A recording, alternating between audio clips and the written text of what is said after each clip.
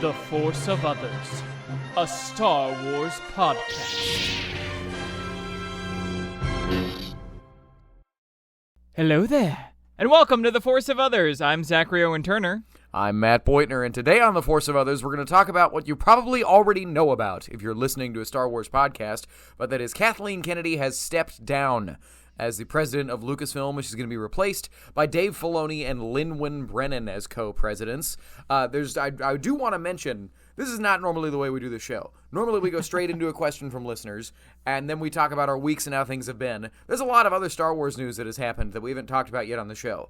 There's big changes coming to Galaxy's Edge. Tom Cruise directed a scene of Star Wars Starfighter, or at least shot it. The Legacy of Vader comic has ended. I read I, Jedi, and that doesn't matter, but I like it when every now and then we read Legend stuff and we'll talk about it.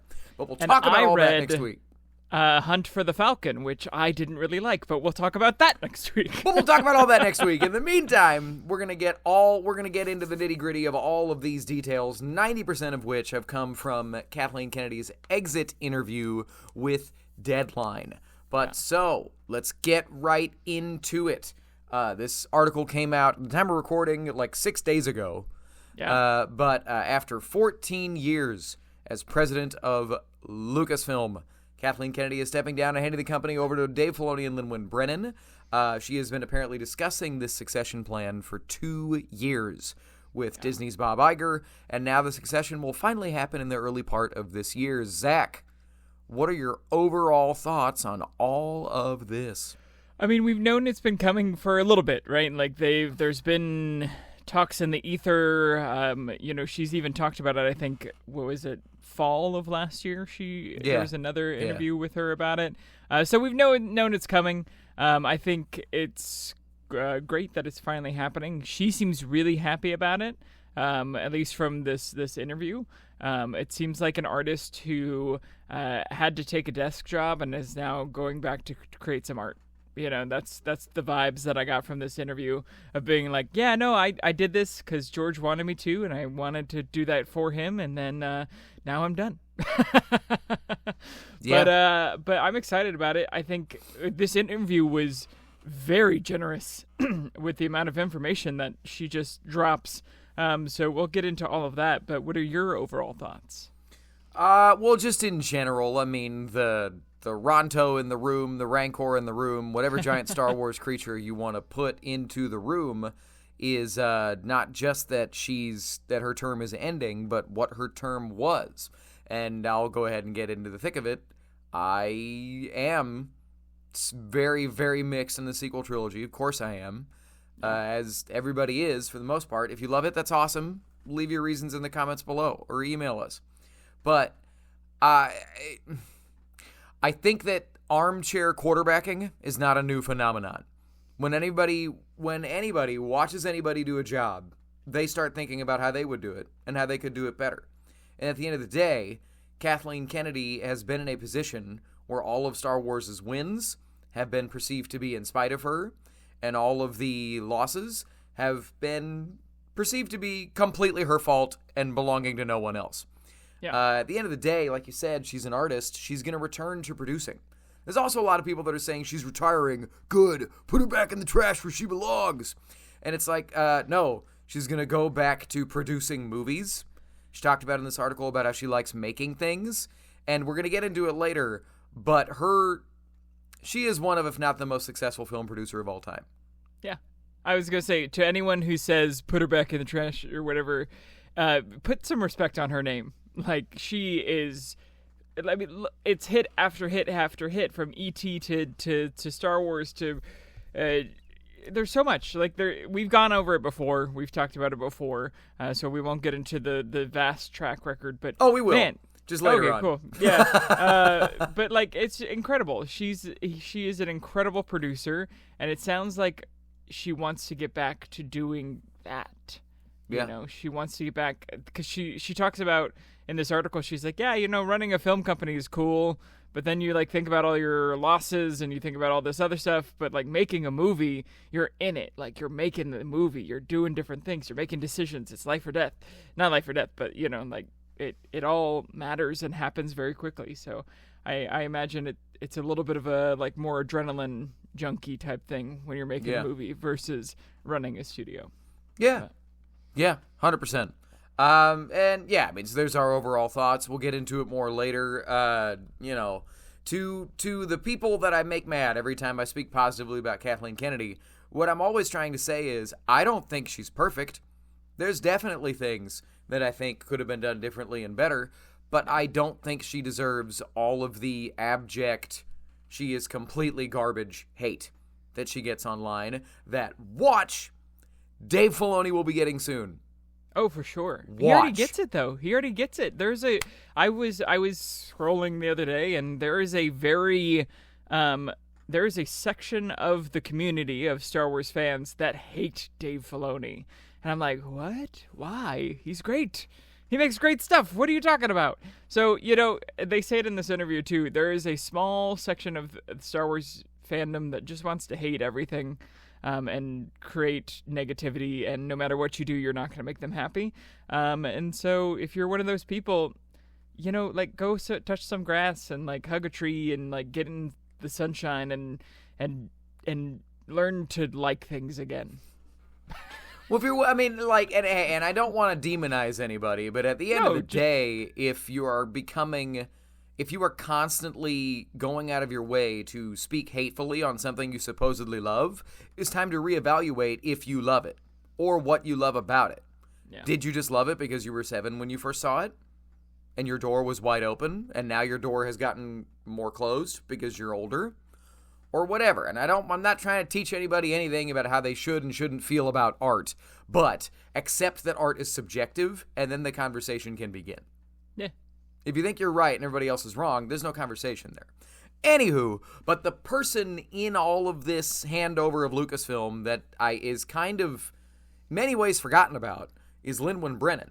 Mostly because she's an exec that nobody knows who she is.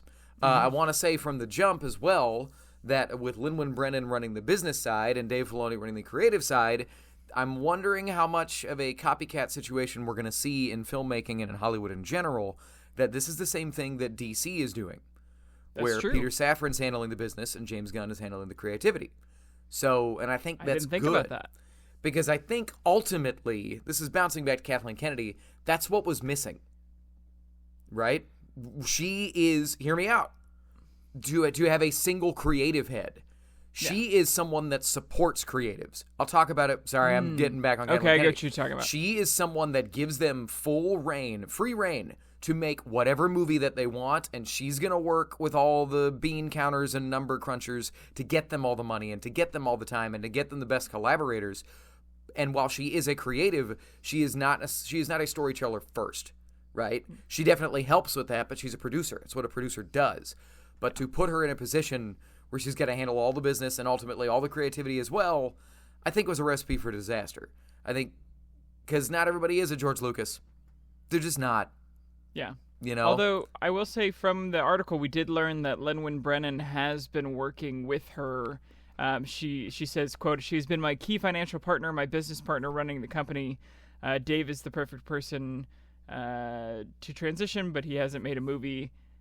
And I worked very closely with him in the beginning of Rogue One to get it." Yeah. But that's exactly basically, what I'm saying, that Lynwen is the business side. So to get into a little bit of just her career, she has been with Lucasfilm since 1999. And she became the head of ILM, I didn't know this, in 2004. Yeah, 16 years. Yeah, she's been the general manager of Lucasfilm in 2015 and president and general manager of Lucasfilm Business in 2024. Also, I didn't know these were things, but she's received the Lifetime Achievement Award from the Visual Effects Society and the honor of Commander of the Most Excellent Order of the British Empire, which sounds evil, but that also sounds super cool. Commander of the Most Excellent Order of the British Empire. Sounds like something they would say to Thrawn. That feels like something you get on the way to becoming a knight of the British Empire. It's like, all right, you're a commander, but you're not a knight yet. You're just Commander of Excellence. Yeah. But I wanted to bring her up, and I wanted to put some respect on her name, because every YouTube thumbnail you see, every tweet you see, whatever, is just Kathleen Kennedy passing the baton to Dave Filoni. And that's the fun side, in that Dave Filoni is going to be the one getting to play make-pretend for the rest of his professional life, or at least the rest of his time at Lucasfilm, which is probably going to be the rest of his professional life, I would guess. Lynwen Brennan matters too, man. She's the one that's going to give him the money to get to play. So, But do you have anything else to say about Miss Brennan? No, I think it's great. I think this should also, like you said, I think it would be great if more movie studios kind of did this. Like, basically, they're taking Kevin Feige method, that Marvel had at the beginning of being like, this is the creative guy, here's all things. Kevin Feige just happens to also, I think, be really good at the business side. But I think to require one person to do both of those, not that left brain and right brain really exist, but like, you have people that lean creatively and lean business. So like to have that all in one person is a very hard ask. And I think it's really great that they're splitting it into two, working together, because collaboration creates better art. So yeah, love that take, nuanced takes, and we'll get spicy later, but I'm sure. But okay. Well, and that's really all I know about Lynwen Brennan, because I'd never even heard her name until like a couple weeks ago when we talked about this story as it was a rumor, right? But as to Mr. David Filoni, the heir apparent to George Lucas himself, clearly, right? Just people forget. He has been with Lucasfilm since 2005. Yeah. A matter of months before getting hired to make something called the Clone Wars 3D animated show. He was in line for Revenge of the Sith at midnight in a homemade Plo Koon costume. This guy is a fanboy's fanboy. Yeah. And then he's gone on, of course, to the Clone Wars, Rebels. Basically, the reason there's 20 years, if you could put a singular person as the reason that Lucasfilm Animation has been going for 20 years, it's George Lucas. But right up there with him is Dave Filoni. He's been kind of ahead of all of it. But the Clone Wars, Rebels, Lucasfilm Animation, Ahsoka, The Mandalorian, yeah. And before that, Avatar: The Last Airbender, you know, like another just huge franchise as well. He's the money. Yeah. He is someone that understands philosophical Joseph Campbellian hero's journey storytelling. High fantasy, high character, deep emotional resonance. He gets huge it. Lord of the Rings fan, so that's huge Lord of the also Rings a fan. plus. It's also a plus. Star Wars is better, but it's also absolutely a plus. Well, fun fact, just speaking of Avatar, my favorite Avatar episodes is the 3-part finale of season 1. It's not even close. And if I remember right, written and directed by Mr. Dave Filoni. Yeah. So, love his storytelling style, always have, and I've said it, the biggest thing that I want to drive home to death about Dave Filoni is something that I said last year when this rumor first broke, but it was him and Carrie Beck at the time that were going to run Lucasfilm. And it's that at the end of the day, you can love Dave's storytelling style or hate it, but in my opinion, he must be the creative head of Star Wars because he is the only one that worked side by side with George Lucas and understands what the Force is. It is not super-powered gray Jedi nonsense. It is a philosophical idea. It's not 2D Clone Wars. 2D Clone Wars is so fun. It is amazing.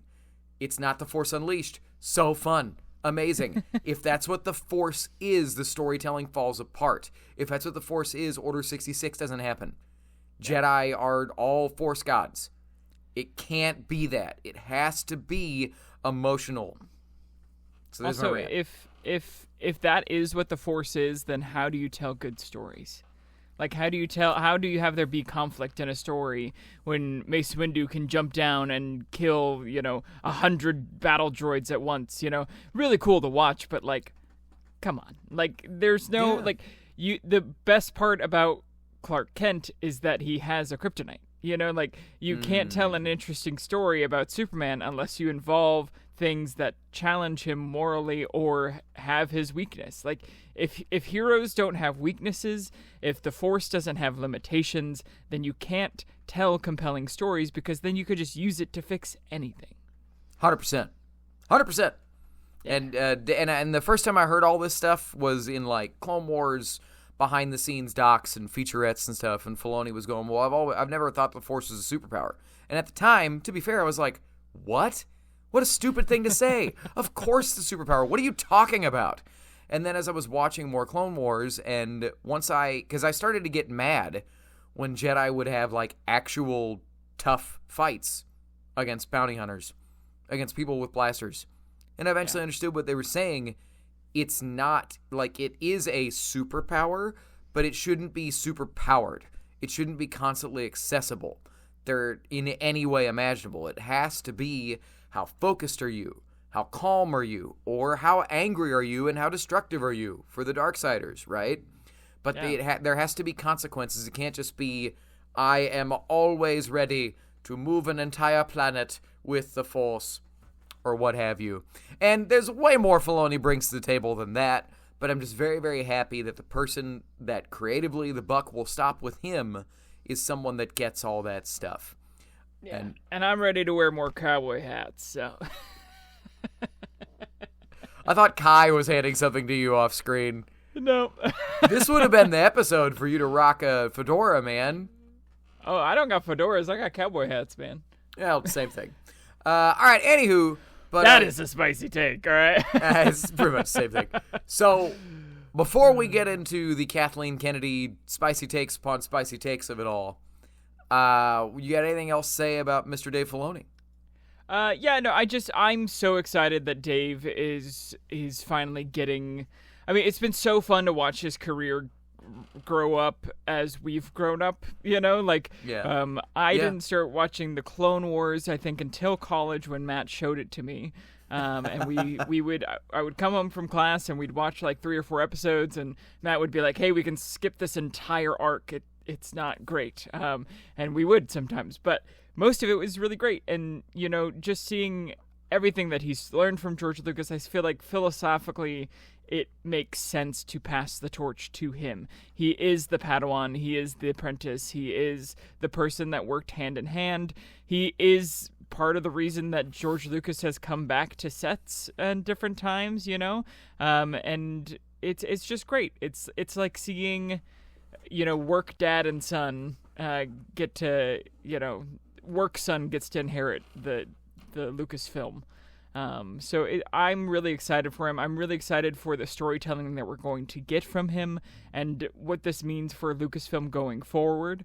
The only thing I would hope is that he continues to be as open-minded as Kathleen Kennedy does with different types of filmmakers and allowing them to make the different Star Wars that they want to make. I hope that he is not dogmatic in his Jedi ways of being like, no, it can only be this one kind of Star Wars. Not that I think he will be, but I do think he will be a great North Pole to have the fundamentals of Star Wars and the fundamentals that George Lucas set in place always be a guiding point. And I'm really excited to see what kind of Star Wars we get out of this Dave Filoni era.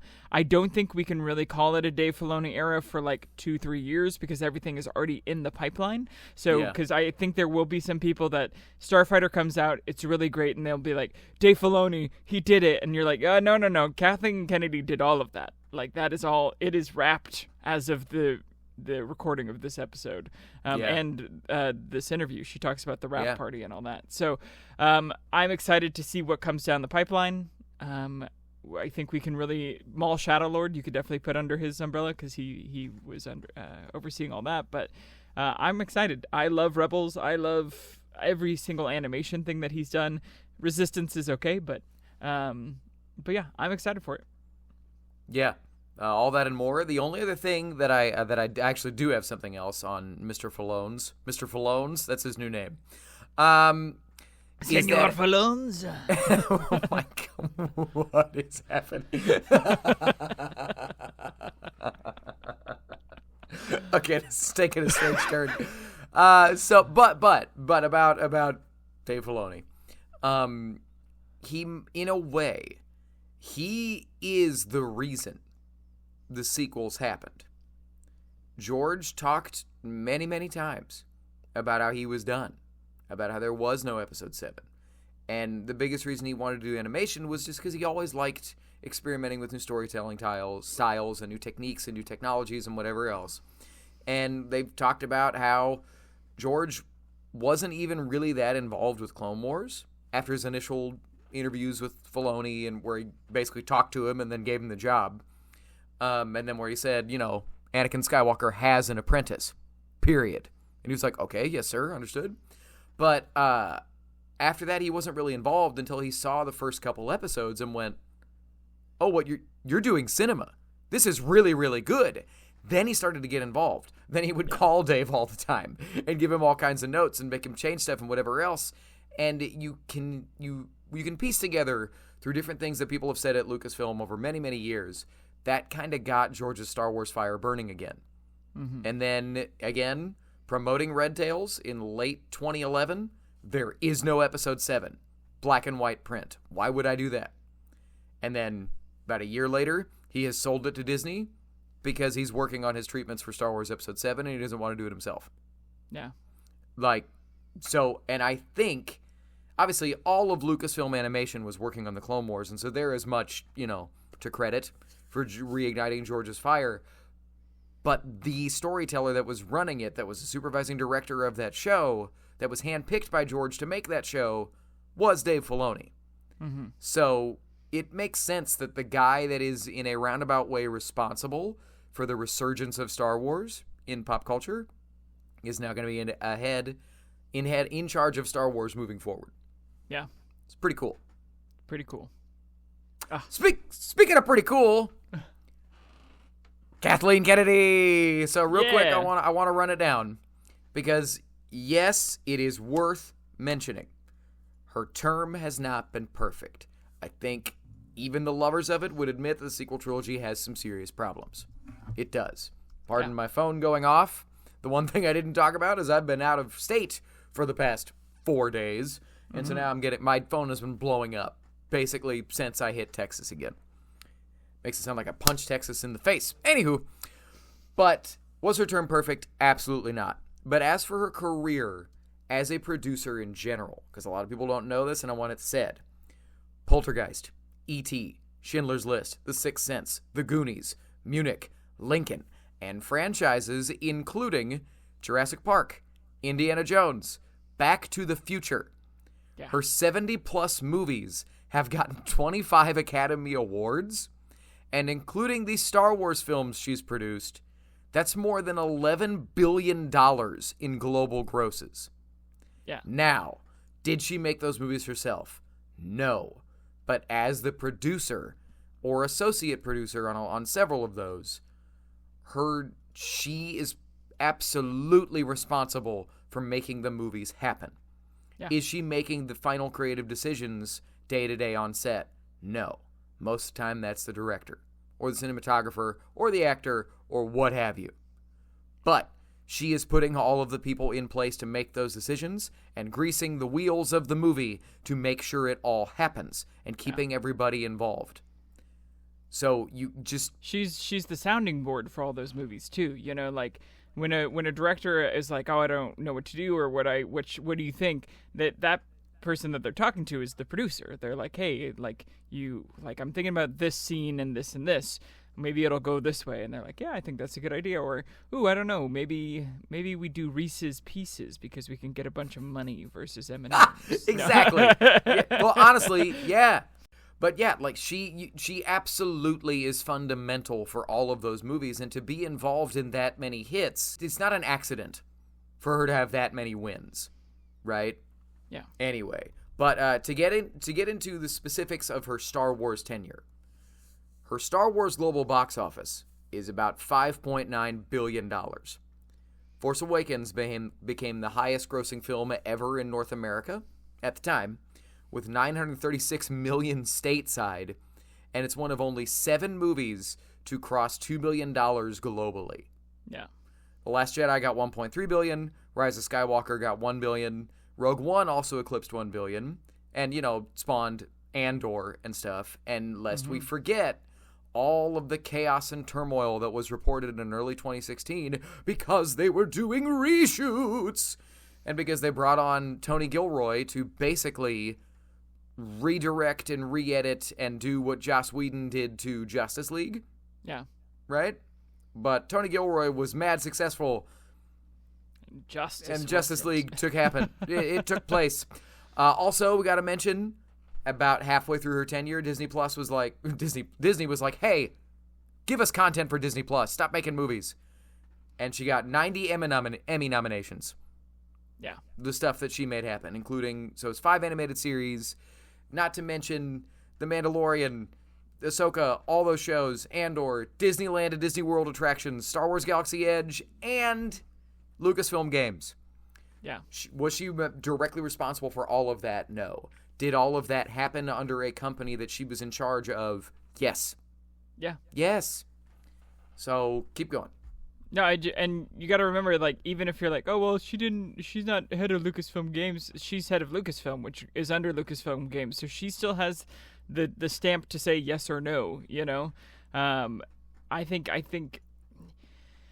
Kathleen Kennedy, led with curiosity and excitement about Star Wars and bringing in different filmmakers. She talks about bringing in filmmakers that I've never even heard were in talks with Lucasfilm in this interview, and just like hiring people who are excited about Star Wars, and that's so important. And you know, not enough credit is given to producers and casting directors and, you know, all of the people that are behind the directors and the actors supporting them. Mm-hmm. But movies don't happen without all of those people too. And a producer, a casting director, or different people are hugely important when it comes to making these movies happen. And in her tenure, she has created, where we might, if we have time, rank her biggest projects. And I was literally looking at it, and I was having a hard time. I was like, oh wait, no, I like that one. Oh wait, no, I like that one too. Oh, that one's okay, but I really like it. You know, like it's hard to rank them even because they are all good and it's all fun. So I think the job she was given. Anyone that was going to come after George Lucas was going to have the hardest job to do. Yeah. And I don't think you could have given it to someone better than Kathleen Kennedy at that time to create the future of Lucasfilm. So yeah, 100%. And but all right, so now we're going to hit on some specifics from this Deadline article. It was a good read, highly recommend it. Like Zach said, you can tell she's done. So she's kind of throwing Disney under the bus. She's kind of just being very honest, but being very professional the whole time. And I love that the article opens with, it was about 2 hours after the Star Wars Starfighter wrap party, right? She sits down with Deadline for what is essentially her exit interview, right? Yeah. But the first big quote that I took out of this was about fanboy disappointment. She, quote, Kathleen Kennedy, "The lows are that you've got a very, very small percentage of the fan base that has enormous expectations, and basically they want to continue to see pretty much the same thing. And if you're not going to do that, then you know going in that you're going to disappoint them. I'm not sure there's anything you can do about that because you can't please everybody. All you can do is try to tell good stories and try to stick to the essence of what George created." So, Zach, what do you have to say about that? Yeah, I mean, we deal with very little hate as our little podcast, but even we deal with the hate of being a positive outlook on Star Wars, you know? So it's not, you can't please everybody. JJ said it, I think JJ said it in the first movie where he's like, no matter what I was going to do, somebody was going to be mad, you know?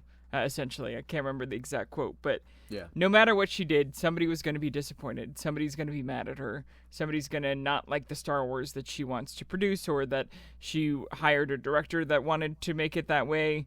I think you just got to kind of not listen to the hate and make what you're going to make, because if you're worried about what the fanboys want you to make, then you're not going to make the story that you were meant to tell. Yeah. All art is subjective, and at the end of the day, because JJ, you know, we can debate to death as to whether or not Rise of Skywalker is or is not the most shallow Star Wars film ever made. But he said at some point the only metric he's ever really known to trust as a creative, as an artist, is chills. that when he has an idea or hears an idea that he's like, that's awesome. That's got my imagination. Let's go. Because at the end of the day, art is subjective. So you've got to make what speaks to you and dare to be as personal as you can and try to not make something corporate. Before we get into the rest of this, just what I want to say, I think that the perception of Kathleen Kennedy is going to get a little, I hope it's going to get a little clearer in the next couple of years because of the Hunt for Ben Solo stuff. Yeah. Where it came out, not from her, from somebody else, that she wanted to make this movie. That Lucasfilm wanted to make this movie, and Disney said no. So how many things have there been that we will never even know about that she was trying to make happen, that creatives wanted to do, that Disney said, no, there's too much risk in that. We don't think it's going to be very profitable. Yeah. And then instead we get some of the more safer choices that have happened in Star Wars, and I'll leave that there. But on that same line, she talked about at one point how she sought to empower every creator that comes in despite their differences to make the movie they want to make.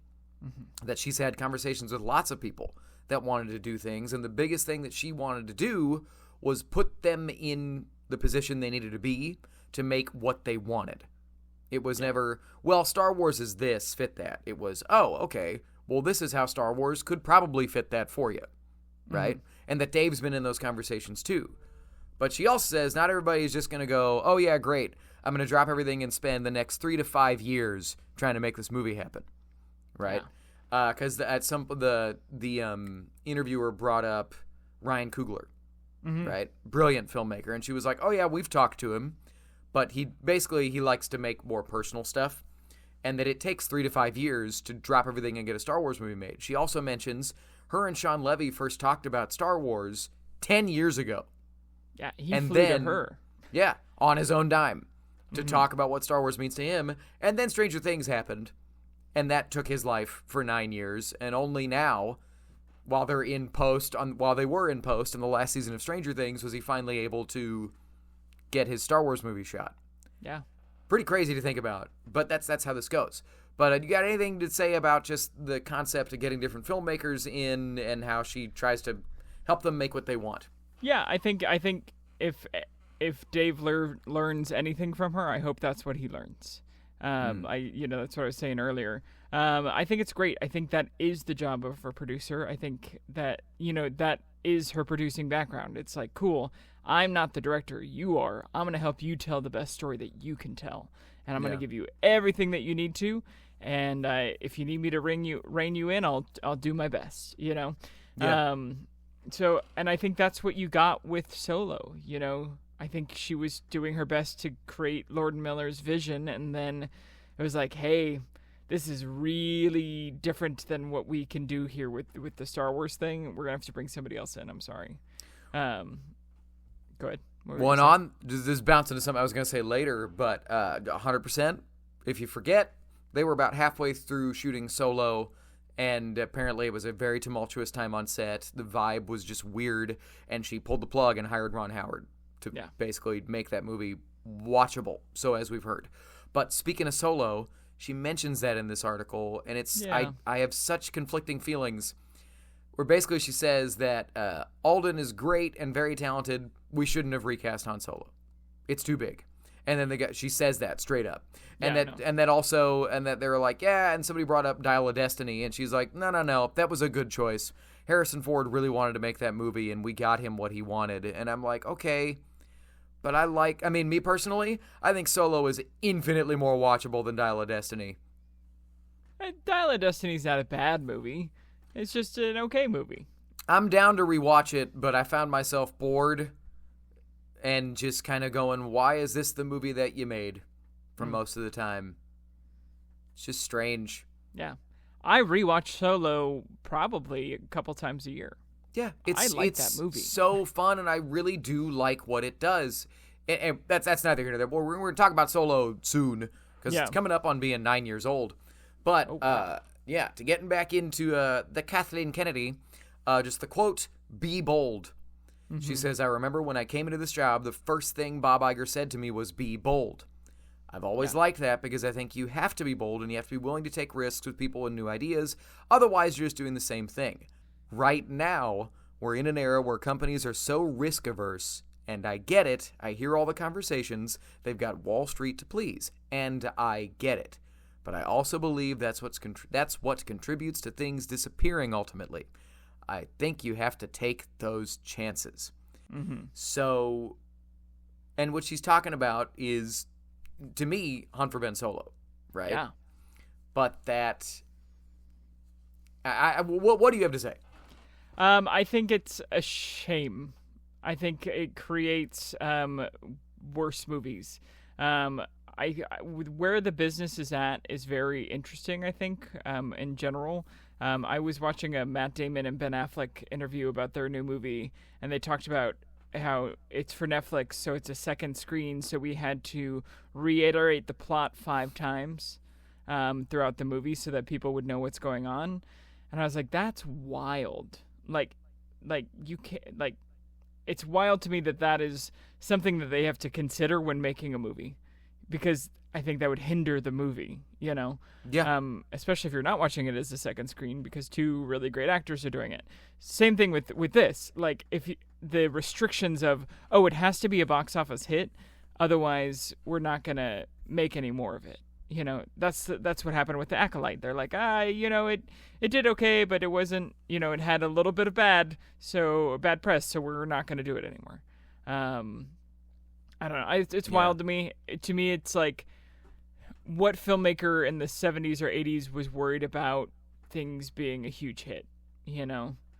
Well, George had quotes about that. Did he? Where when him and Spielberg and Coppola and Milius and others were starting to come to prominence, it was in the era of the film studio, where you had studio executives deciding what movies to make, and George was talking about how you have people with business degrees that have no idea how to be creative trying to make movies, and they shouldn't be. They're bad at it. It was so funny. I'm really not butchering the quote. He's that harsh. And that part of the reason those guys and others like them in that era came to prominence is because it was kind of a return. They found a way to be artists in the studio system. Yeah. And the next quote from Kennedy that I won't get into it, but she says, all these filmmakers that she's talked to, none of them want to come in and do the same old, same old. They want to break the mold. They want to do something different. And studios don't like that because that's not going to make as much money. That's going to be less marketable. At the end of the day, you can debate whether or not you liked it, but Last Jedi is a fearless movie. Last Jedi doesn't give a what you thought was going to happen after Force Awakens. That's one of the coolest things about it. I also think it is supremely misguided, but that is a bold, fearless movie. You can never say that Kathleen Kennedy or Disney were completely fearless. You can say they gave in to fear with Force Awakens, but that's part of why I like that movie, because I think in spite of that, it is so good and so watchable. And so but then emotional. they gave in to fear for Rise of Skywalker in the same way, and it's the complete opposite. You know? Yes, 100%. And you know what else is bold and fearless? Andor. Yeah. Breaks the mold. Andor. You know? And people love it. Yeah. So. Yeah. There you go. You got to still be bold. Yeah. You're going to miss, but you're also going to swing and hit, you know? It's if you try to do the same old thing, it's how it gets stale, and that's how it gets lifeless. Yeah. And what do we know? We've never made a movie, but we've been a part of a lot of storytelling, you and I, in our professional lives. Yeah. So, neither here nor there, but I think that people need to take in the point of all of this is now we're going to get into all the movie updates she gave. Mm-hmm. But the biggest thing that I'm taking away is you can't put all the blame on Dave Filoni or Kathleen Kennedy. Yeah. They are trying to get not just all of Lucasfilm to be, well, they don't have to get Lucasfilm to be behind them. They're in charge. Lucasfilm does what they say. Disney doesn't. Disney does not. And Disney is the money people now. They get final say on what actually happens. Dave's going to spend so much time over the next however long he's in charge of this company, and I hope it's a great long run. But he's going to spend a lot of time with creatives doing the fun stuff, planning great stories. Then he's going to have to, him and Lynwen Brennan, walk into the room with Bob Iger or whoever and figure out whether or not they actually get to make this fun story that they planned. Yeah. And that's harsh reality. A light of maybe hope. Bob Iger is also retiring soon. So maybe we'll get some other executive for Disney who is also on the same page of creating fun, bold, exciting new things. So I hope, but I can't remember the cat that replaced him because he's retired before. And the guy that replaced him took a quantity over quality approach with Disney Plus and severely damaged, in my opinion, Marvel and Star Wars. Yeah. Like severely. Because all of a sudden we're getting shows that are coming out regardless of whether it's ready. Yeah. It is coming out at this time. I think Star Wars did way better than the MCU over the last little bit. I don't even think it's close, right? Yeah. Secret Invasion is tough. There's lots Loki's of talented great, people. Yep, they got their wins. I think Hawkeye was fun. Daredevil was fine. She-Hulk was... It was fun. It took place. It was fun. But then there's also shows that are like pretty tough sits. Because just things were coming out regardless of whether or not they were ready. Yeah. Right? Anyway, but so all in all, perfectly understandable to be mixed on Kathleen Kennedy's tenure. Acknowledge that she's a human being. Art is subjective, and she is good at what she does. Yeah. I hope one day we get a Kathleen Kennedy middle fingers to the wind tell-all book of, bro, here's all the things I wanted to do. And Dave wanted to do. And Disney said no. And now that I'm retired, they can't do anything about it. That would be awesome. That's the book that I want. Yeah. Well, speaking of that, I have the quote about the scripts that she has in, and I think she kind of does one of those little middle fingers in this little answer. They ask her about the scripts that are coming up, and she says Jim Mangold and Beau Willimon wrote an incredible script, but it's definitely breaking the mold and it's on hold. Taika has turned in a script that is hilarious and great. It's not just my decision, especially when I've got a foot out the door. Donald Glover has turned in a script, and as you have read, Steven Soderbergh and Adam Driver turned in a script written by Scott Burns. It was just great. Anything's a possibility if somebody's willing to take a risk. And I think that's her being like, hey, Disney execs and all you Star Wars fans, I think that's a great movie. Make it. So. Yeah. Well, and so, but the big takeaways for that for movie updates, Dawn of the Jedi on the back burner. Yeah. That's my most upset thing. That's the movie I think I was most excited about, just because it sounded like Jim's. I just called him Jim's. Jimmy Mangold. Mangold was gonna make a biblical epic, and I was excited about that. His stories are always emotional, but it's on the back burner. She said I'm also curious because I didn't realize that he was working with Beau Willimon on that. Yeah, we've talked about that before. And he's House of Cards. He's very political thriller. He's Andor. But all of his stuff has to do with a lot of like political intrigue. So that's a curious mix for what that movie is supposed to be. Well, I mean, maybe it was going to be the initial politics of the initial Jedi. Yeah, that's right? true. Like you could make that movie. I mean, Ten Commandments is pretty political. That movie at times, not like in a Democrats and Republicans way, but they get into the weeds a little bit of all the stuff going on in Egypt. But yeah, the big takeaways: Dawn of the Jedi is on the back burner. Taika Waititi has turned in a script. Yeah. Donald Glover has turned in a script. And then that the Ben Solo movie, there's a great script that she loved, not her choice. But then the other one, Simon Kinberg and his trilogy. She says he wrote something that we read in August, and it was very good, but not there yet. We've pretty much upended the story and then spent a great deal of time on the treatment, which he finished a month ago. It's a very detailed treatment, about 70 pages. So he's expected to give us something in March. And she does say Filoni and Brennan are really on board with what he's doing. But also that takes us into the 2030s. That's going to be Star Wars 10, 11, and 12. Yeah. And then I've seen rumors that Rey and others are going to be in it, but it's going to be about the new leads, which is what we've talked about, right? You got to hook the next generation. Before I say the next thing, how are you feeling about the Simon Kinberg of it all? I think it's good. I think it's the opposite of what we were talking about just a little bit ago, where it was a moment where they go, "Hey, this is good. It's not ready yet." Yeah, like exactly. Go back. Like let's think about it. Do a second pass, and then I think they were like, do a third pass, and then they're like, "Hey, let's take these 5 ideas here and throw them into it." I think that's our North Star here. Yeah. To me, it seems like a very collaborative thing that's going on, and that makes me happy. And I like that they're like, yeah, this is good, but it's not there yet. I think waiting is not a bad thing. Sure. And Daisy Ridley still looks, I mean, she could play anywhere from 5 years after Rise of Skywalker to 10 to 15. Like she is still, very youthful looking if she needs to be. Yeah. And if she looks a little older, great. Like, get her teaching the next generation or whatever that movie is going to be. It's going to be interesting.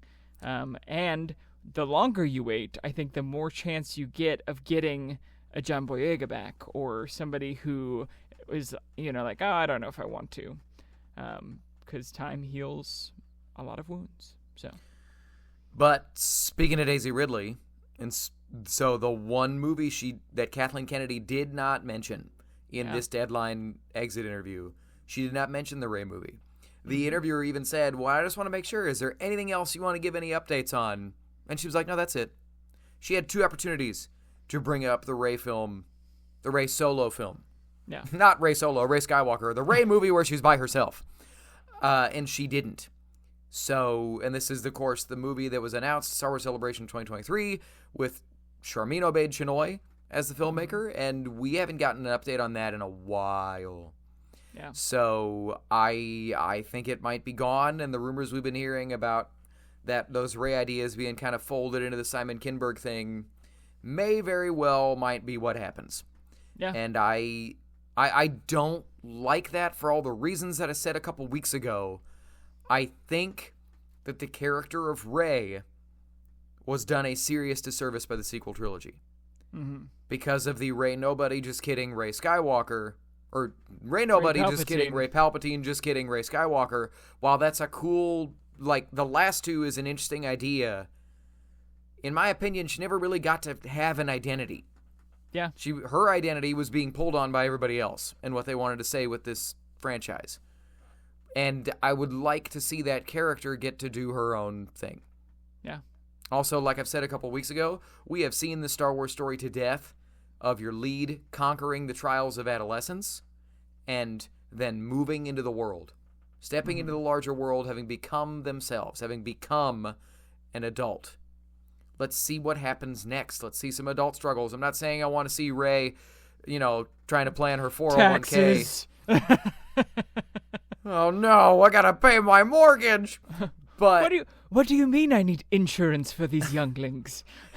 It's as simple as we've seen her become herself. Let's see that self get challenged.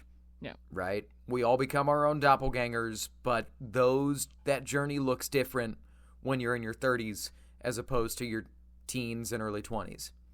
So let's see that. Matt, I want you to write a Rey Skywalker taking her new Jedi younglings to a junior theater festival on Bim Bam. And then you can talk about the adult struggles of wrangling kids. So as we head to the planet of Atlanta, Georgia, and you are trying to struggle with all of the problems with personal identity and selfishness, quit being so vain. Quit being so selfish. Pay attention. Learn your lines. Anyway, but yeah, they didn't mention the Rey movie is the point of that. And by they, I mean Kathleen Kennedy didn't mention it. I think that was weird. There's also one more thing I just want to mention from this article. Right after that question, they ask, what about Rian Johnson? He brought you $1.something billion. And she goes, I think he got spooked, a little bit scared. And Rian Johnson went on Twitter and said, lol, 0 spooked. Sorry. Yeah, I thought that was a little awkward. Yeah. I thought that was mighty awkward. He's like, I'm not spooked. Yeah. But That's Go a ahead. funny a tweet, you know. Oh, and he's very active on Twitter. I refuse to call it X. And will engage with and dunk on people hating on his stuff, which is commendable, I think. You know, stand by your art and stuff. And he never says he's right. He just says he made a movie, and if you don't like it, that's fine. Yeah. So, yeah, I did think that was funny. Yeah. But okay, there are 12 live-action produced, 12 Kathleen Kennedy live-action produced Star Wars projects. Let's give our rankings. Zach, go first. Yeah, so I will start off by saying when I was doing this, I had a hard time. I mentioned it earlier. I was like, oh, that one's really good. Oh, that one's really good. Oh, that one's really good. So, you know, some of these have like a 2-3 range, but I put them in 1 through 12. My number 1 is The Mandalorian. For everything that it did right and everything that it has spun off and the new Star Wars that it created. It was bold. It was new. It was new and bold while still feeling like the original trilogy and giving homages to that. So that's my number 1. Right on. Should I go? Oh, I was just going to say, just run them all. Run number them all 2, down, and I'll do mine. The Force Awakens, because again, it was new. It had the hardest job, and rewatching it this week or this month, last month, it was. You know, the joy of that movie was brought back, and I think that's awesome. Number 3, Spicy Andor. It's pretty high up there for me, but there's a lot of that show that I don't like, but for everything that it has done for Star Wars, again, you know, I thought it deserved up there. 4, Ahsoka. That show does a lot of great things right. I think it gets the philosophical right, and I'm really excited for season 2.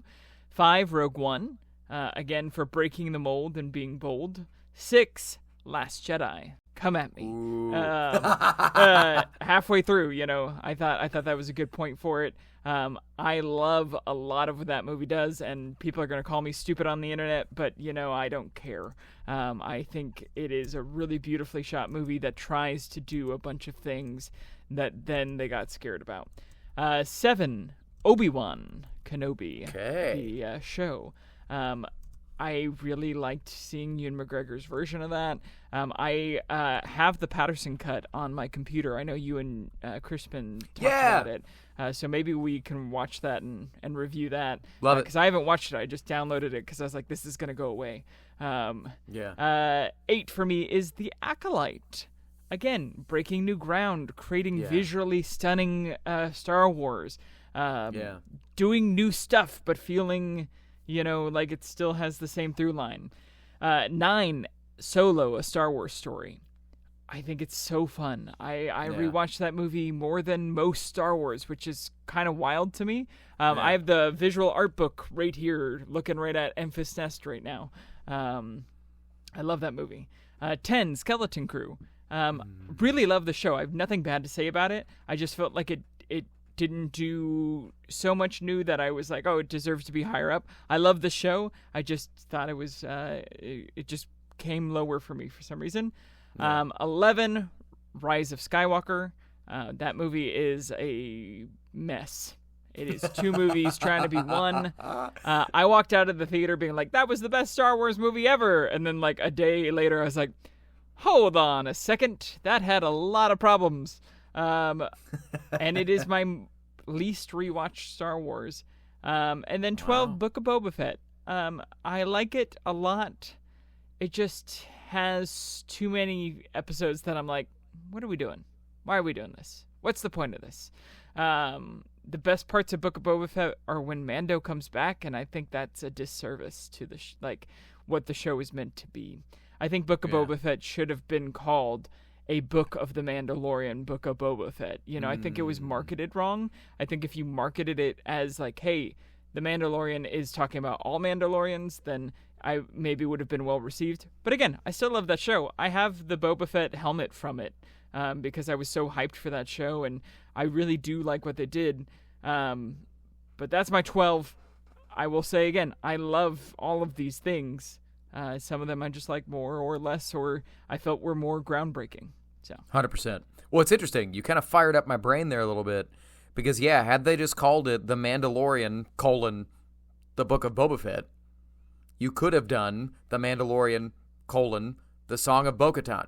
Yeah. For Mando Song Season of 3. Bo-Katan is good. That's good. Because he calls it Your Song Has Not Yet Been Written, right? Yeah. You could have absolutely done that and been like, hey, it's this same story, but we're going to give these two other characters a season to themselves. The Mandalorian, this character's time.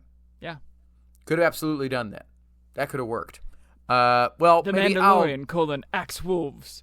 I'm really mad. The Mandalorian, Paz Vizsla's workout regimen. So, Paz Vizsla, this is a day in my life. Anyway, if I find the time, maybe I'll make The Mandalorian, The Song of Bo-Katan. I was going to say remix. Story treatment. Fan edit of... No, I'll make a fan edit. I don't have time. Maybe one day. Maybe one day. All right, anyway. But so, my turn.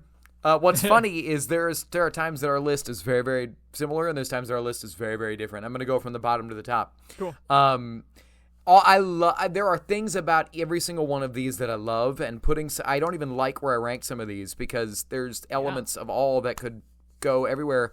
But our number 12 is exactly the same. The Book of Boba Fett, baby. Yeah. Which is funny because it has one of your favorite episodes of Star Wars in it. Yeah, I know.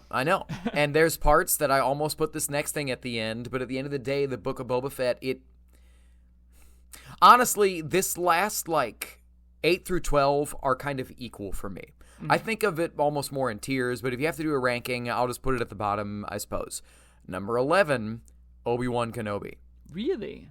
I was rethinking about that show, and I'm down for a rewatch. I mean, my biggest thing I've ranted about on the show before, I think it fundamentally damages the character of Obi-Wan Kenobi in a way that Luke's arc in Return of the Jedi does not make sense.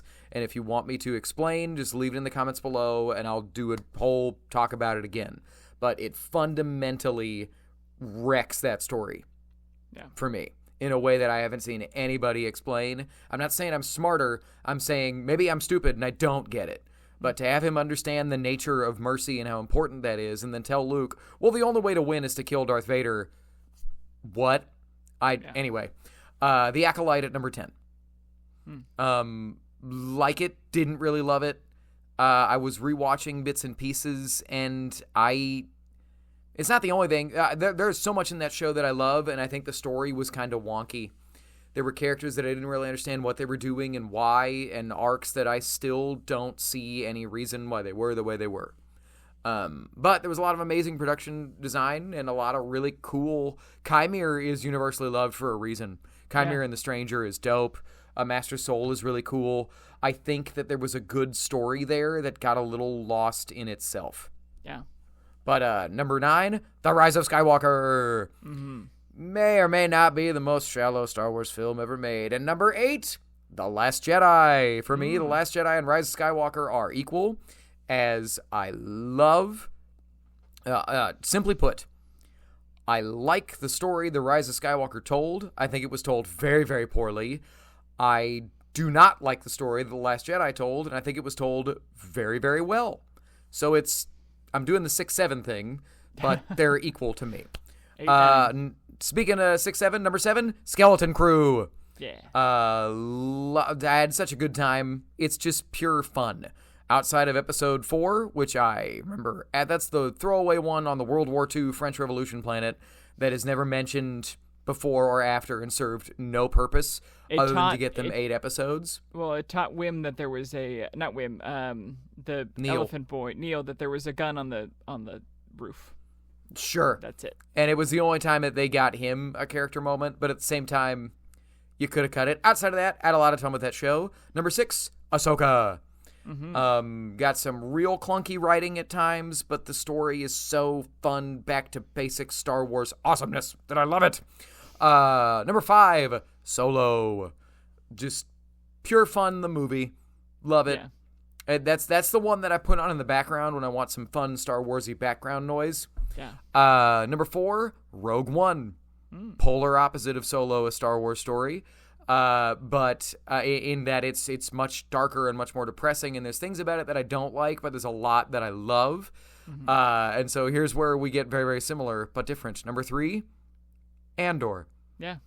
Longtime listeners of the show know that I am iffy on the tone of the Andor. I said, I think 2 weeks ago, that Andor is a good show that for most of the time I have to put in a different box than the rest of Star Wars because it's its own thing. That's cool. When it was in the Star Wars box, some of my favorite Star Wars has ever happened. Yeah. But moving on, number 2, The Mandalorian. The biggest reason it's not number 1 is I think Season 3 is rough. Mm-hmm. Season 3 belongs in Roughville, where it's like, I don't like this Ville. This is strange. These characters are weird. This story is odd. Why are we making Moff Gideon a cartoon character now? He was so scary before. The suit is perfect now because I am in it. Come on. But for a back-to-basics Star Wars feel that I also can't wait to see writ large in 4 months. Woo! I love me some Mando, I love me some Din Djarin, and Baby Yoda. Number 1, the only one left, The Force Awakens. Yeah. Hey, it is such a valid criticism that it is a shameless rehash of Star Wars Episode 4, but when you take it from me, I can't divorce that movie from the expectations in 2015 and from all of the baggage from the, at the time, unpopular prequel trilogy and at the time, pseudo-unpopular Star Wars. Well, I guess you can't say that because the movie made $2 billion, but I remember sitting in the theater being next to people going, oh, thank God it's going to be good, when Poe Dameron rocked the first joke of the movie. That was a valid thing. Who talks first? I talk first, you talk first. Yeah. And literally, okay, it's going to be good. So there's our rankings of the 12 live-action produced Kathleen Kennedy Star Wars projects under George Lucas. Counting the Ewok films, there were 8 live-action Star Wars things in, like, how many years was that? 1977 to 2012 is when they sold it, right? Yeah, math is hard, so somebody else do it. But anyway, Zach, that's our episode for this week. Hope you enjoyed it, listeners. We're going to get into all the news that we haven't talked about yet, as well as our weeks, some Kylo Ren, some EU novels, all kinds of stuff on the show next week. But where can the people find you, and how can they get involved with what they just watched or listened to? Yeah, best way to find me is through the show. Reach out on YouTube, on Instagram. I also have an Instagram myself, Satisfaction. I'm a voiceover artist, so you can check out the game Pioneer, out now on Steam, coming to Xbox and PlayStation soon, I think by the end of the year. I'm doing some work on that, which is great. And then best ways to email the show, forceofothersradio@gmail.com. Tell us what you liked about what we said. If you didn't like our rankings, give us your ranking. Or if you did like our ranking, still give us your ranking. We'll talk about it on the show or get back to you. And that's the best way to find me. Matt, where can they find you or get involved with what you're doing? All of the same places. Only other place we didn't mention is the place where most of y'all put stuff, which is in the comments below. Yeah. Whether this is a short or a whatever. Just put it in the comments. We will talk to you, I promise. Even if you're mean. But just, hey, if you think Kathleen Kennedy is garbage, I will engage in that discussion. If it is a discussion and not something where we're both treating ourselves like we're already correct, right? In one, opinion that's fully one way or the other. But I'll talk to you about it and we can debate. But I think as we move into a new era, which, as Zach pointed out, this new era won't really begin until Starfighter has come and gone. Yeah. But as we move into that, we won't. But Star Wars fans, I implore you to treat your Star Wars creatives with nuance and with the acknowledgement that what you want Star Wars to be isn't fundamentally 100% the only way that it should be. Yeah. Right? And again, all of this Kathleen Kennedy hate was directed at George Lucas for Return of the Jedi and the prequels, right? Let's maybe try and turn a new page with Dave Filoni. We won't, but let's for now believe that we will and that we could. And with that being said, remember, we are not the force of others. You are, and the force of others will be with you. Always. The Force of Others, a Star Wars podcast.